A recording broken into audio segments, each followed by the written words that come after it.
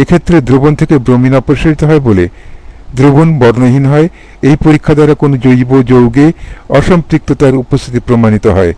এই যৌগ অর্থাৎ ইথিনকে কক্ষ তাপমাত্রায় লাল বর্ণের Br2 দ্রবণের সাথে ঝাঁকালে ব্রোমিন অতি দ্রুত বর্ণহীন 1,2-ডাইব্রোমো ইথেন গঠন করে।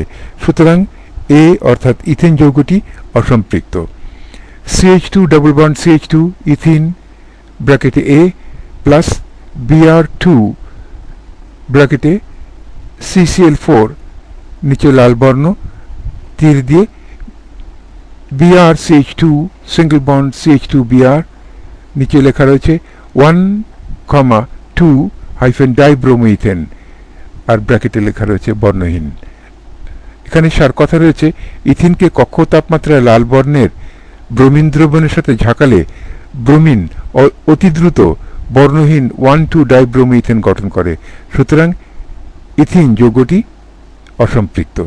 আমরা এখন এই প্রশ্নটির পর আমরা 4 নম্বর প্রশ্নের